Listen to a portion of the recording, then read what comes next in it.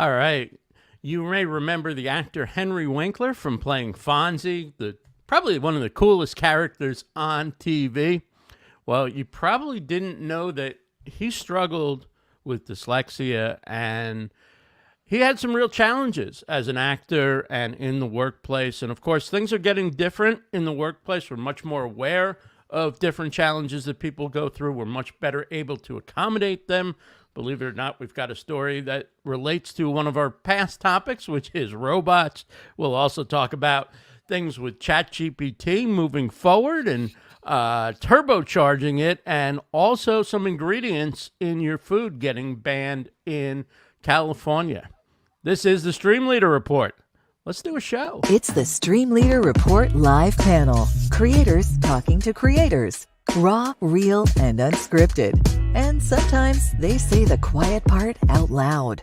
Here are your hosts, Claudia Santiago, Rebecca Gunter, Rob Greenlee, and Ross Brand.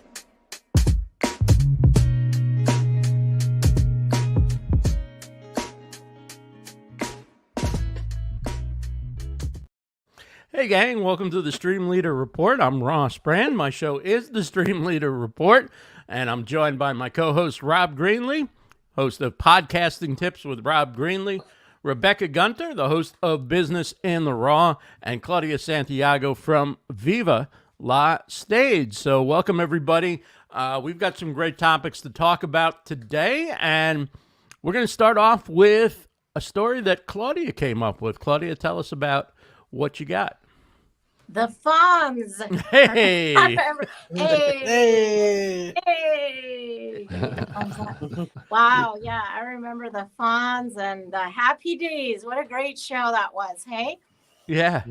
Taking y'all down to memory lane here. Amazing. And you know, he was such an incredible actor that you would never have known that he's 73 now. Wow.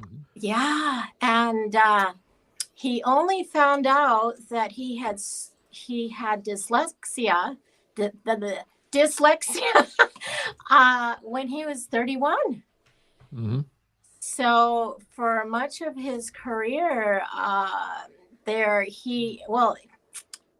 from what I was reading, he was thought of as lazy growing up. And would get chastised for that, and he couldn't read even his lines for the shows. Most of them he's making up because he couldn't read. So I just found the story incredible because number one, I didn't know he suffered from this, but then two, we've talked about some things and getting diagnosed in adult years. And so I thought, well, you know, with many creatives, this might be encouraging, you know, if you've struggled in life or you are struggling, you know, and there may be something that could help you, but you can't get the help until there's some kind of diagnosis. Now, the interesting thing too, I found was, and I don't know if you've got it there, Ross, is he's now an author. He's a best-selling author. He's published like 28 books or something. So, and the books are based on him with dyslexia. Mm-hmm. So I like to get my hands on some of those books. I don't know if you've got that there. Oh yeah, there he is. So truly inspiring story. Even there's the picture of the books. Now, yeah. One of the things I thought was fascinating, was hearing that when he went for auditions, because he couldn't read from the page, he would try his best to memorize it. But of course, first time looking at a script isn't easy to memorize it. So he would make it up as he went along. And when they asked him why he wasn't reading, he said, "I'm giving you the essence of the character." That's pretty cool. Amazing. I know. His book series is called Hank Zipzer, the world's greatest underachiever, and was based on Winkler's own experience with undiagnosed dyslexia. At the height of my fame and success, I felt embarrassed, inadequate, he writes. So it's really quite something. And his wife, Stacy, apparently also has a lot of input in the books. And just from knowing him personally, and it's kind of funny some of the stories, I guess, in there as well. But Rob, didn't you interview him or were part of some kind of interview? Yeah, I was part of an interview with Henry down in Los Angeles as part of a podcast that I was involved in for CBS television. So my ex-wife and I did a full day of interviews with a lot of the leading stars from the fall lineup of the CBS television kind of thing. It was basically like a big room where there was a bunch of radio people there, and we were selected to do a podcast from there with all these celebrities. And Mr. Winkler came through, and we did about a 15-minute conversation with him. And I met him, and was able to talk to him before and after the conversation too. And I would say the big thing, and this probably won't be a big surprise to anyone, that really what brought Mr. Winkler to the fame that he has is that he has a very people-centric personality that really is outgoing, very thoughtful. His disability didn't get in the way, in my view, of his ability to connect with other people and be a personality and perform. He is inherently a performer, but his ability to comprehend the written word. I was also diagnosed at a young age as being dyslexic and hyperactive and all that stuff myself. So I can associate with that. It doesn't hold you back from success in life, even though you feel bad about it, because the education system kind of punishes kids that are not don't fit in the norm, right, of what they expect the learning process to be for a person. And those people kind of get looked down upon because they don't learn the same way.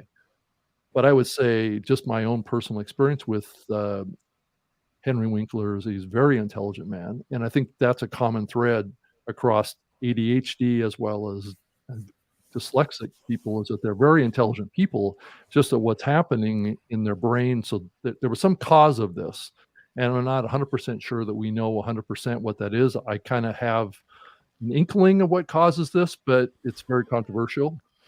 As Ross may understand what I'm saying, but it's one of those things that you can overcome as you get older, and you can kind of figure out new pathways to learning. And I think it's fantastic that he is taking that experience and writing books to help younger people who may still be going through this for the same reasons that, I had that problem, myself are continuing in the world today. So I think we're seeing increasing amounts of young people coming down with these type of limitations. And that's definitely a challenge for them. But I also think there's not a loss of hope here. I think that those folks that have that disability can kind of rewire their brains as they get older and learn the way that they can learn. And because that's the pathway I had to take. Wow. Look at the power of human beings. Yeah. By the way, who just emerged with another skill set. He became an excellent listener and somebody who can kind of exceed expectations by doing something unexpected. And I think that's a superpower. Yeah, because he just lit up in front of the camera, because we did an audio interview with him on mic, but I also set up a little video camcorder recording of the conversation with him too. And when he was doing the podcast, he'd be speaking to my camera, even though that wasn't the primary purpose that he was there for. He would actually reach out to the camera and talk to the people on video. So he was very natural on camera, but also just spoke in such a personable way with even on the audio side. So he was just kind of engaging, very entertaining, very full of life. And I'm sure that completely overcame any limitations, but he was frustrated because he wanted to fit in, right? And he didn't. I'm just holding up my phone here because I'm reading something. He said, I was grounded 97% of my high school career. Yeah. He said, I saw the moon through the window. He said, but those early hardships would motivate him to not just succeed, but to appreciate his differences enough to write a book to help educate others. And I think these are so inspiring what he says here. He says, it gave me fight. It gave me understanding that it doesn't matter. There is not one road to get where you want to go. Right. There is your road. I love Exactly. that. And that's my point, is that those kids that have those challenges have to learn a new way of learning, and the other people around them have to get used to that. And many of them don't, because they want you to conform to a certain kind of, especially our school system wants you to conform to a certain type of learning process. And, he just wasn't capable of doing that. Just like I wasn't either. Rob, when you interviewed him, was he already diagnosed? Did you know about He this? was probably, this was back in 2005, if I remember. It was either 2005 I think he or was diagnosed at 31, right? So I'm not sure. Yeah, That so would he be was well after probably 31. after he already knew, but then he was just launching a new network television series. And I think he was playing the role of a father in a family. So that's what the topic of this conversation was. It was about that new fall series launch. And so he was just a very entertaining guy. I feel honored to actually have met him and talked to him and had an understanding of, what is behind that celebrity. And it's what you would think. It's a person that is outgoing, very gregarious and very kind of engaging with people. And I'm sure that the directors that he worked under didn't mind that he was ad-libbing because it probably came across better than they had written. So, right. When I was growing up, that show was on reruns constantly. Like, you come home from school. Happy Days, is that what you're talking about? Yeah, Happy Days was always on reruns. So for younger people, there's an expression, I think about 20, 25 years ago, I heard it for the first time, called jump the shark, that younger people may hear. And it's when a series or a show or a concept or a relationship, when it's past, you've run out of ideas, it's not working anymore, it's losing its credibility, and that came from an episode, and the episode was, of course, when Fonzi jumped the shark, and that's the legendary episode where that expression comes from. He's on his water skis or whatever with his leather jacket. Jumping over a shark, and that was the moment people said, I think Happy Days is kind of run out of ideas. But anyway, if you've heard the expression "jump the shark," they say that about politicians who had some mojo for a while, and then nobody's interested in them anymore. They've jumped the shark. So you'll hear that on the news and on different social situations from time to time. Rebecca, I like how you brought that up. I wanted to ask you, Rebecca, because you were diagnosed in your adult years. What was that like? Oh my God, it was the best news ever. Oh, really? Such good news. Yeah, because then I understood everything within that context, and I stopped beating myself up for not being neurotypical, for not gelling in, for not fitting in. Where you think, Rob could probably identify with the thought of, this is something I have to fix, or it's a flaw, or it's a person, sure, Henry Winkler was grounded for 97% of his high school career, where you feel like you're really broken, or you can't get your shit together, or, you're just weird and you're spending all the time just kind of masking these symptoms. But then when you find out that you're part of a greater community and people are experiencing this stuff and things have names and you can just say, For example, I just really don't like overhead lighting, and I would kind of go into an overhead lighting situation and be like, "Tss," and then feel like very strange. Well, now I recognize that a lot of autistic people don't like overhead lighting, and that sensory overload is hard to deal with. So now I can just be comfortable and say, "Oh, that burns my autism, man. I need a lamp." Yeah. That just to owning the truth of it. It's one of the greatest things that ever happened to me. I truly believe autism runs in families. So I truly believe my dad was autistic and suffered his whole life with these just idiosyncrasies and eccentricities that alienated him from other people and made him a workaholic and not understanding his own sensory issues and all that. And he spent his whole life not knowing. That's torment. It's torment. Yeah, I can imagine. It's definitely othering. It's definitely alienating. It definitely makes you wonder, like, if there's something wrong, what's wrong with me, and am I broken? And when you get some words to go with it in a community you can identify with, this is one of the best things that ever happened to me in my adult life. Amazing. And then when you were diagnosed, how was it for your business and those around you, those that were close to you? Did they get it, or are they kind of like, okay? Claudia, I have the advantage of being a creative. I'm a copywriter. I'm a brand strategist. I have the ability to be a little bit more quirky or off book than if I were an accountant per se. So I wouldn't say people were tremendously surprised. I think the only person I remember actually saying something that was like record scratch was actually you, Ross, because we're talking about how I do positioning. And I was like, it's just an autistic pattern recognition. And you were like, what? Like, there's probably, other than that, I don't know. If people were surprised, then I think the weirdest thing that happens is when you disclose it to either colleagues or to your friends or whatever, and then they tell you you're not autistic. Okay. All right.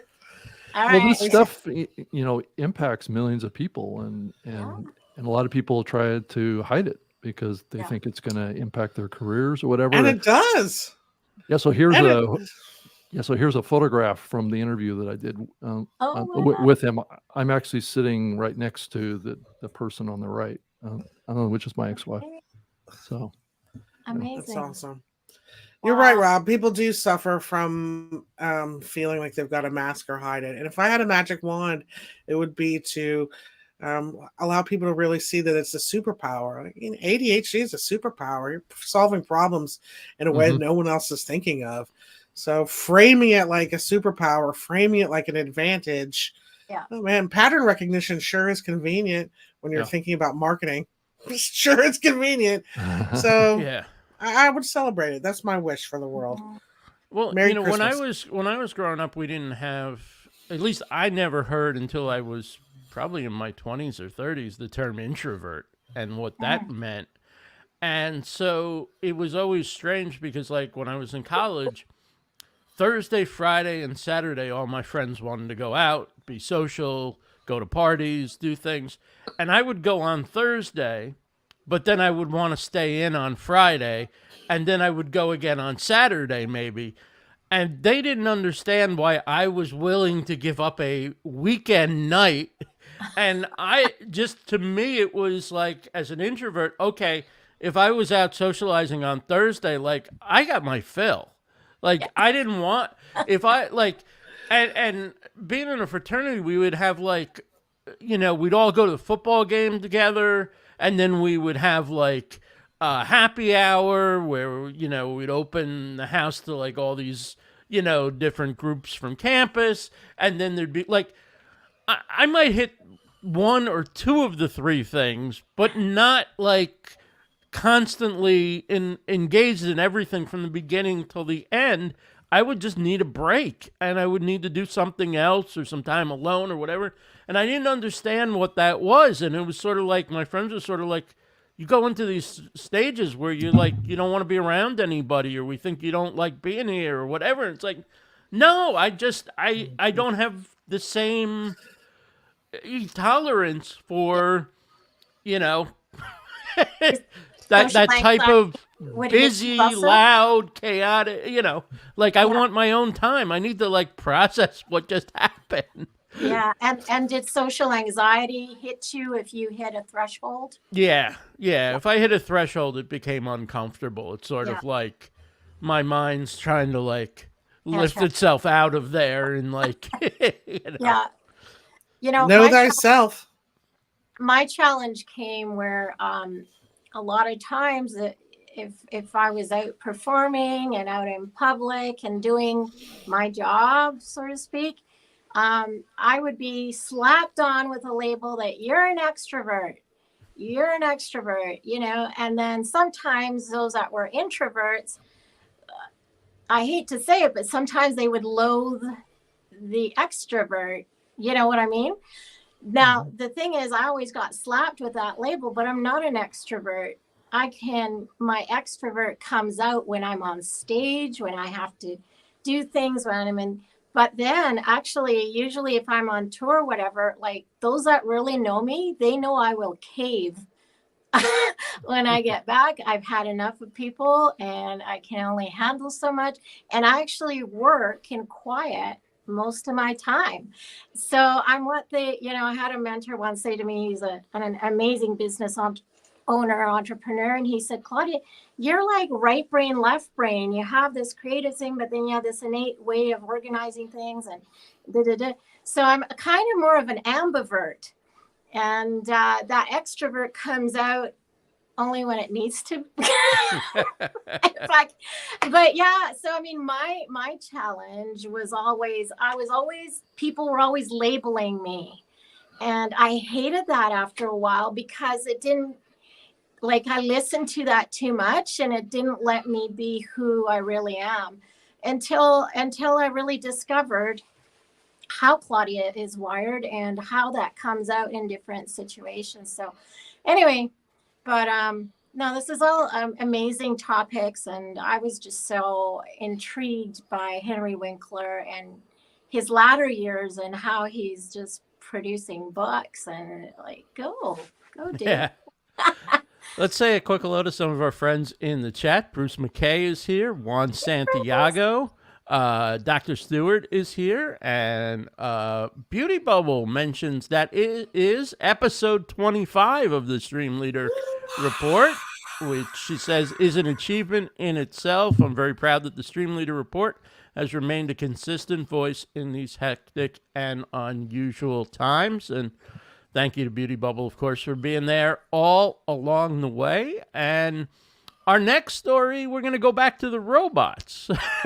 Rebecca, tell us what's going on with the robots. I mean, it's kind of a segue, actually, into talking about differences and disabilities, etc., because I found this really beautiful story on the Tiki Talkie, where I like to spend some time, as you know, about a Japanese inventor who has channeled his robot building dreams for good and created, I wouldn't call them an army of robots, but a cafe in which people who are housebound, maybe they're a caretaker and they can't really leave. They've got someone sick in the house, or they have a physical disability or mobility issues, and they're allowed to participate. Not allowed to, that sounds so patronizing, but they have the vehicle now to participate in work life and some concert life. Would you like to see the media clip, Ross? Absolutely. Okay. Hope I'm right here with us. Today on Asians Changing the World, we have Kentaro Yoshifuji, or Ori for short. And Ori, who kind of looks like a villain because he loves to dress in all black like he's a Sith Lord, is actually the furthest thing from one. You see, Ori here started and runs a cafe that's mostly run by these robots. But unlike the robots that we know mostly from movies that are run by artificial intelligence, these robots, also known as Oriheims, are controlled remotely by humans, mostly of whom are disabled. See, the cafe is called DAWN, which is an acronym for Diverse Avatar Working Network. And there are server avatars, little bar top bartender avatar robots, and even barista robots. And these robots can be fully functional with just the movement of your eyes, so that even if you don't have the mobility of your arms and legs, you are still able to remotely control these avatars and work at DAWN.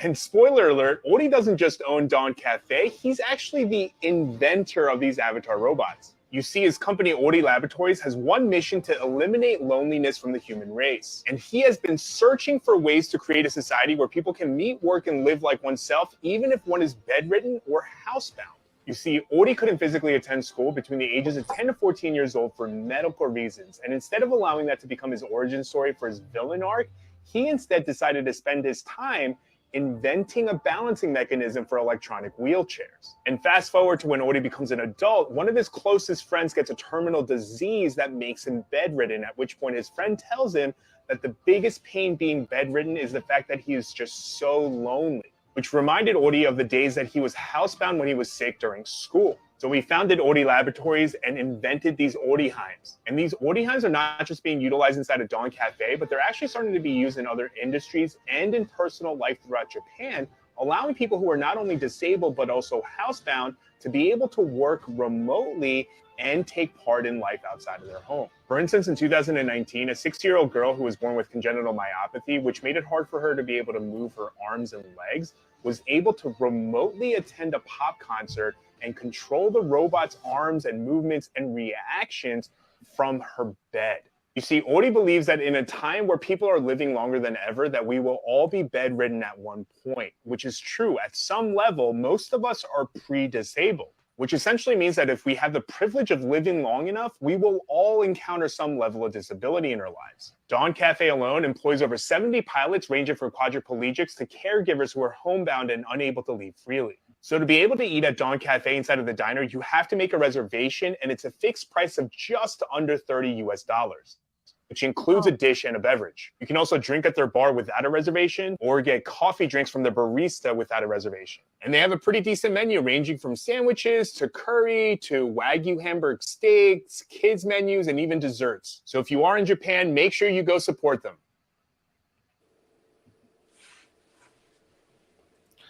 Optimism. That is awesome. Amazing. Wow. What a turnaround story for humanity. Right. I love that. A mission to end world loneliness, or however that was worded. That's beautiful. Really beautiful. is. It really is. I guess there might be hope for our Tinder Ross.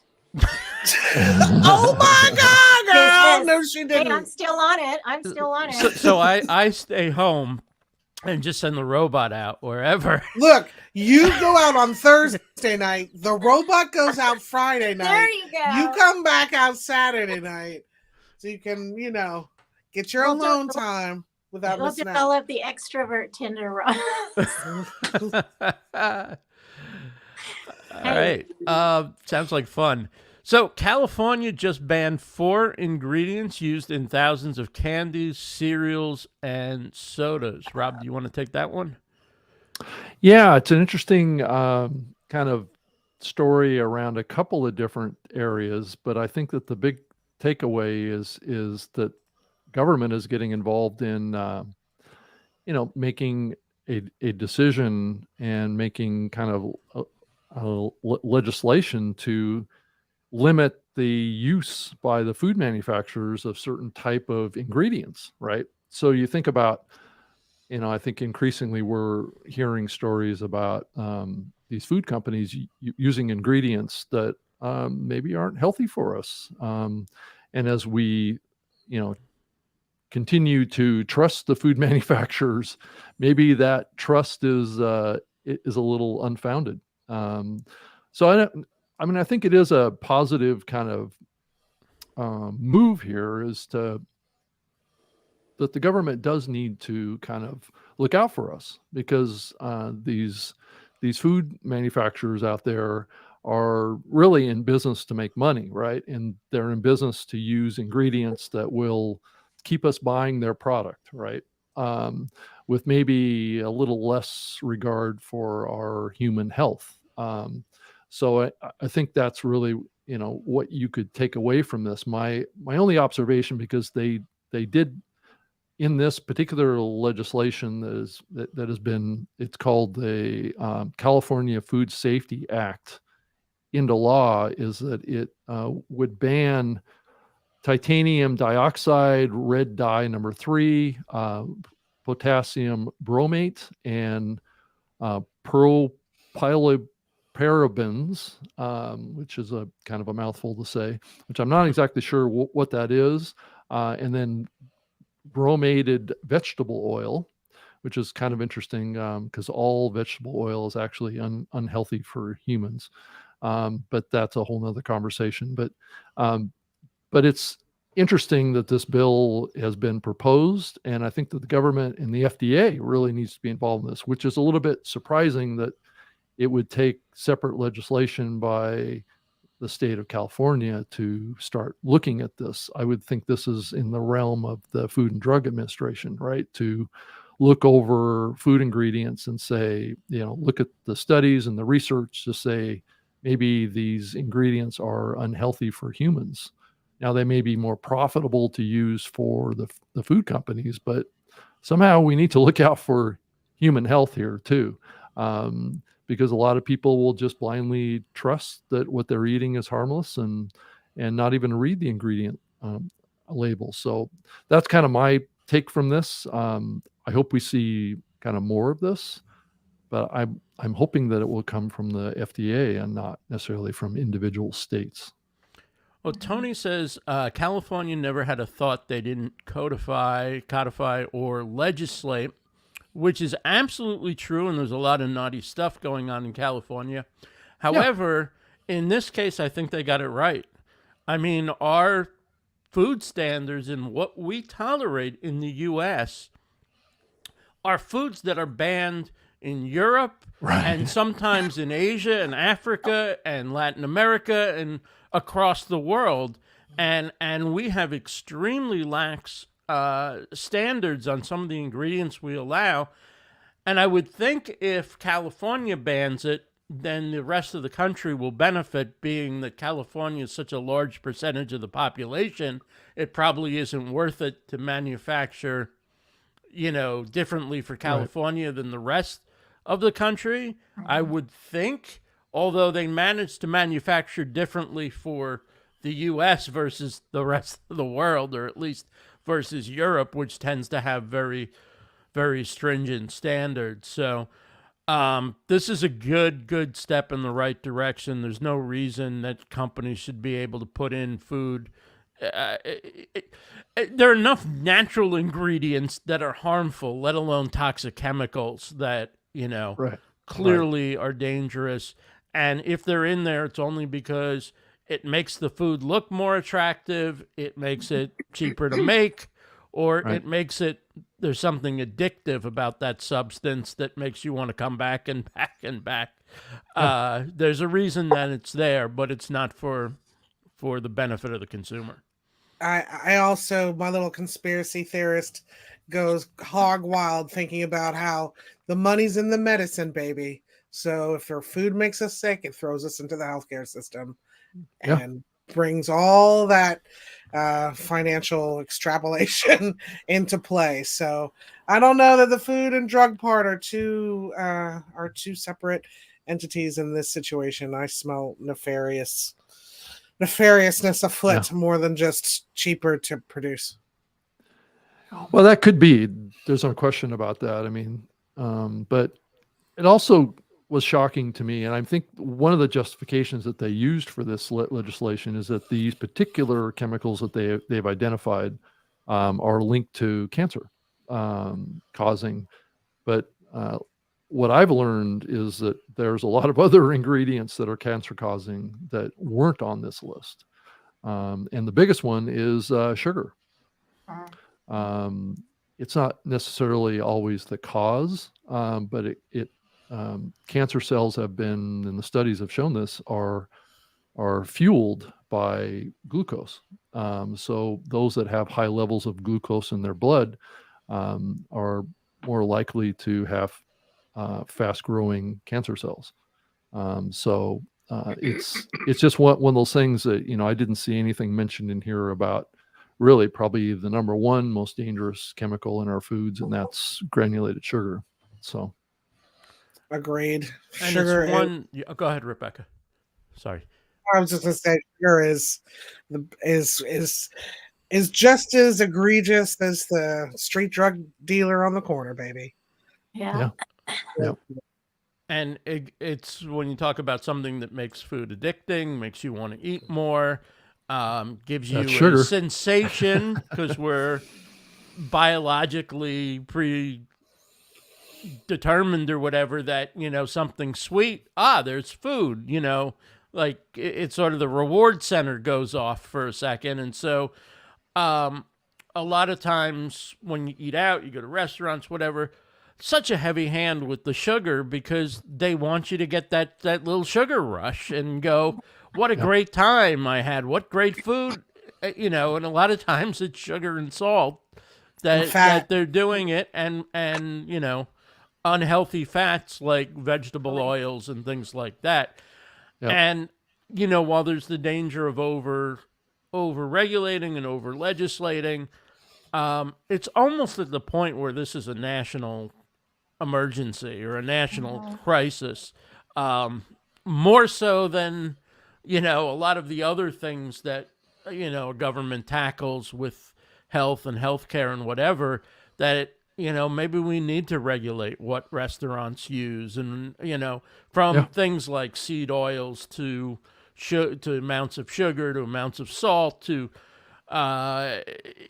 because only if we have a level playing field where everybody has to abide by, and I don't know how you enforce it and all that, but I'm just thinking out loud here that, once a restaurant doesn't have an advantage by, adding too much something that's addictive or that's high inducing, then maybe with a level playing field, everybody has more of an incentive plus the law behind it to do the right thing. Yeah, to kind of read a couple of aspects of the article here is that it's reported that around 12,000 candies, cereals, and sodas would be banned starting in 2027. So it's not like this law is going to go into effect very quickly here. It's still like 4 years away. So we're not exactly on the cusp of having big changes happen rapidly here. I think what they're trying to do is give the manufacturers an opportunity to modify their recipes before that date, because if they're included after that date, they will be banned. Right. So I was just going to add to the pan as we're cooking up. Right. Our stir fry here is we're in an age right now where we're human, and but what's going to happen when we are genetically modified? And these things that we've even been discussing, like the cameras in our tongue, these kinds of things, and how, I'm going somewhere with this. So, the government has a say in what goes into foods. How is that going to change? How is all that? It's going to be a whole different world. Because it's coming. It's not like it's just like pie in the sky. They're already working on that stuff. So you got to feed the machine as well as the human. Right. Right. And it's like, okay, here's your diet for all of those that have these implants in. And here's the diet for those that remained human. Soylent Green. We'll need kind of like clean energy here for our robots, right? Is that what you're trying to imply here? So we can't burn fossil fuels to create electricity for our robots because that's toxic. It'll be interesting. It'll be interesting what controls what goes in foods and right. what. And really too, then later on, if you're genetically modified or you become, Superman or whatever, like, who controls all that? Who controls how much you do yourself? Well, it's funny, once they see the corrosive effect that these ingredients have on the internal computer that they've embedded in our forearm or wherever, then they will be much more interested in banning it because it's bad for commerce. Where it's bad for our health, it's questionable whether it's bad for commerce. works, but where it's bad for. It's good for the healthcare industry, Ross. Exactly. Hey, we've got new developments with ChatGPT. Anybody want to jump in on this one? 5 key updates in GPT-4 Turbo, OpenAI's newest model. Yeah, it's exciting. It also points to kind of what we've been talking about the evolution of AI and how rapid those improvements and capabilities are going to come at us. I think we're seeing kind of like, X also announced their new AI platform that's coming as well. But I do think that the Chat GPT platform from OpenAI is kind of leading the charge on what's happening here and the capabilities of this tool. And I use this tool, the Chat GPT-4, with the new capability of analyzing images and documents and being able to tap into the web and the internet to create better results is a major step. So, the new knowledge cutoff for the base platform, which used to be September of 2021, has now been updated through April of 2023.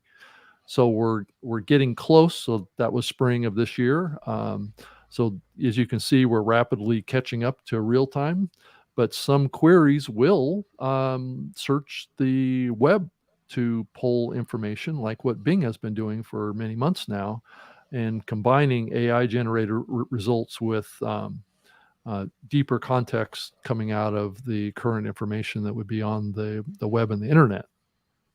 So there's also the ability of longer prompts, which means that you can input more textual information into your query of sorts, up to 128,000 tokens of text, of context, which is basically characters, which is quite a bit. And the capability of the output is much more expanded too. So it's called the GPT Turbo capability. And then also being able to analyze images that are taken either real time or photographs or graphics, whatever. And also it has the ability through the DALL-E 3 platform to generate graphics and illustrations. Also same, in the same kind of queries. So you can ask for text output. You can also layer on text on top of the illustrations that it creates. Now, it's not going to take like an existing photograph of like one of us and generate any derivative of that image. So it isn't like you can upload a picture of yourself and it will, de-age you 20 years or something like that. It's not going to do that kind of stuff, but it will take that information and it will create a unique version of that. They really are cautioned around that area because they don't want to get involved in copyrighted stuff. So anything that is generated in this new platform is going to be unique. It's going to be different. It's going to be less personalized, but it will be customizable. So you'll be able to tell it that, put these text characters on the image and then give it some instructions around what kind of context visually that you want based on the query. So tell it that you want mountains or a river or trees, or give it some idea of what you want in context, or just upload a bunch of text to it from something and it will analyze all that text and come up with a visual representation of what it reads in the text. And then also it gives capabilities ultimately for what we see in the coming months of each one of us being able to generate our own personal AI through this platform too. It's going to be called GPTs. It is what they're going to be calling it. So it'll be like each one of us could go in and create a customized version of Chat GPT that will learn about our life and learn what goals that we have, and it will assist us in achieving those goals. And so that's kind of like the next big evolution, I believe, is that the AI is going to be used for personal AIs. So it'd be almost like a personal agent for each one of us in how we live our lives. Now, granted, that requires us to open up our personal data to the AI, right? And give a view into our personal lives. But that also has a positive opportunity too. It has the positive opportunity of being able to assist us in the complex tasks of life. But yet there's a trade-off for that. So I would say that those are the big areas of improvement that we're seeing here, and we're rapidly approaching what has been commonly called the freaky zone of this. So you can today take your phone and you can take photographs of the world around you right into this AI platform, and it will analyze everything around you and make recommendations or interpretations of what you see. So let's say you go to an airport and you come up to a sign that gives you instructions in another language, or it has graphical representations of, like, say, a bathroom or a garbage can or something like that. You can have the AI analyze that image and interpret what that means. So there may be ways that we can use this, or let's say a plant in your house is sick or something like that. You can take a picture of it and the AI will analyze it and will give you recommendations on how to improve that plant. Maybe You can do that now. That's Yeah, the thing now. yeah, exactly, through specialized apps. But what we're seeing happen is a lot of these spin-up companies that we've seen, AI companies, are basically just individual features that will come to these bigger language learning model platforms like Chat GPT and BART and was it Grode, I think is the term that Twitter is going to have, that are going to aggregate all these capabilities into one big platform. And so what we're going to see is a lot of these smaller AI startup companies start to lose market share as these bigger platforms incorporate all that capability into one tool that you pay one subscription to. And it's happening somewhat to podcasting too. So, there's a lot of startups that started to offer certain specialized capabilities with AI that are now capable within just your membership subscription to OpenAI and Chat GPT-4. With this upgrade, with this turbo upgrade, you can do all the same things that you would pay an extra $20 a month to go to some smaller startup company to provide you. Have you heard of Magi? M-A-G-A-I? No, I haven't. But It's that's probably an example of what I'm talking about, right? Yeah, it says the world's most powerful AI tools at your fingertips. Let me share. Magi. Let me share the screen real quick, and you can take a look at what this is. But I think this is kind of what you were talking about. Here we go. Okay, so this brings together a whole bunch of different tools. It says the world's most powerful AI tools at your fingertips. And as you scroll down, you can see the best AI chatbots plus powerful tools, multiple AI models, read any web page, get YouTube transcripts, so on and so forth. Do more than just chat with AI, create chat folders, paste a link. Magi knows what's there, easily access your most powerful prompts. If ChatGPT goes down, your history is still accessible. Wow. It has AI personas, save prompts, AI assistant, folders, chat history. And so it not only has ChatGPT, but it includes Claude 2, Palm 2, Llama 2. It's got like image. It's got DALL-E 2. Probably now it's got DALL-E 3 or soon. Yeah. Mid-Journey.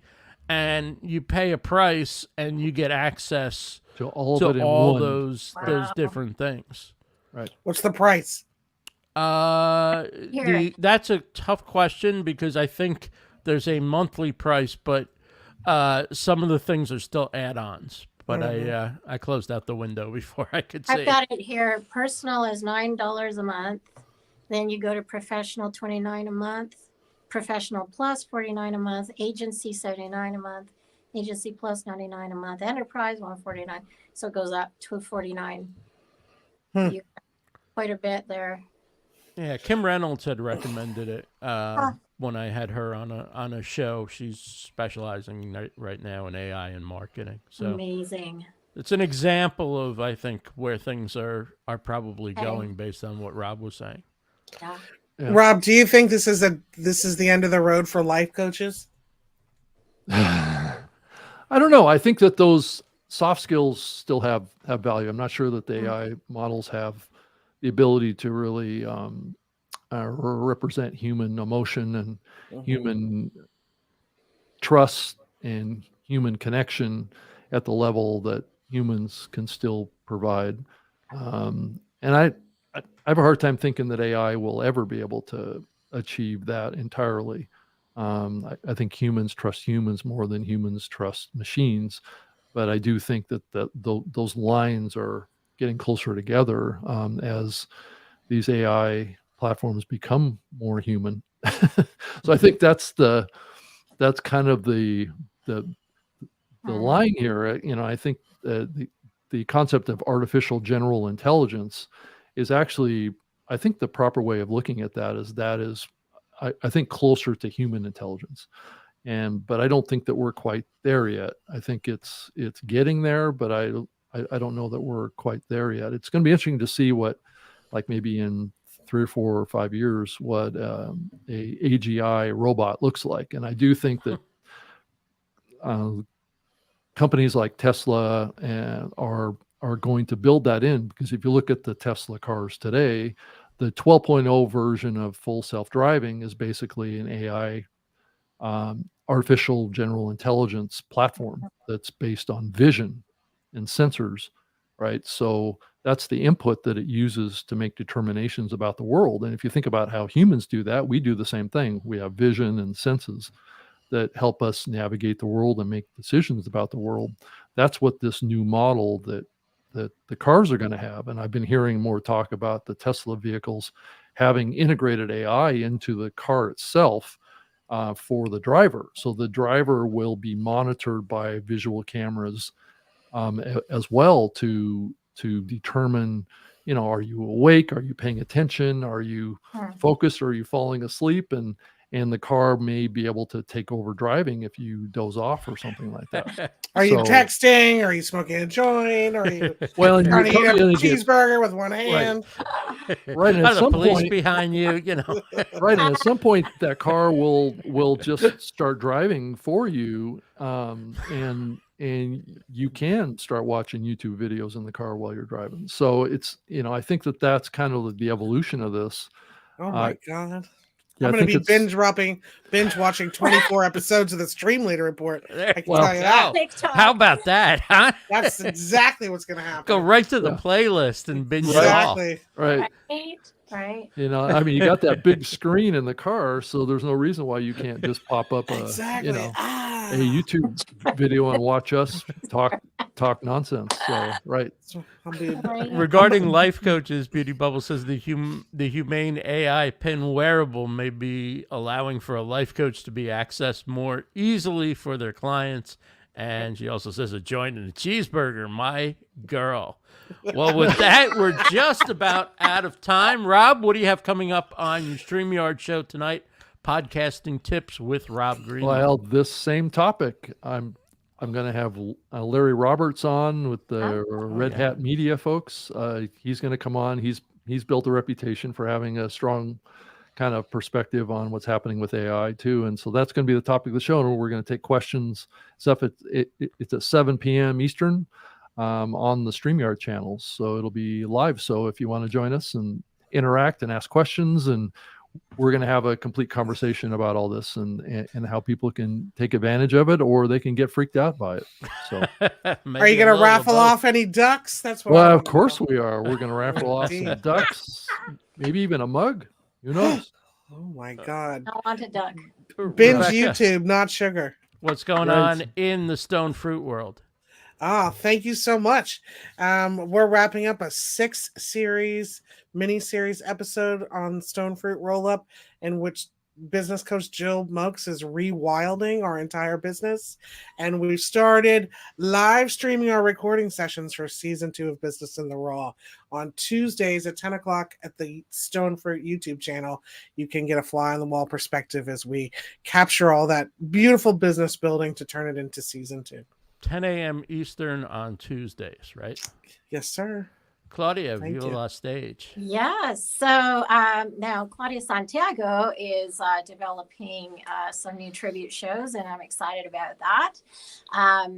But I've also been in the broadcast studio filming for Expert TV, and where I am sharing nuggets, speaking, but also bringing in some music and we're whooping it up, but also bringing some practical things. So I'm excited for that. All right. So for Claudia Santiago, Rebecca Gunter, and Rob Greenlee, I'm Ross Brand. Thanks, everybody, for joining us for the StreamLeader Report. Catch us again next week, Thursday, 1:30 p.m. Eastern. Take care, everybody.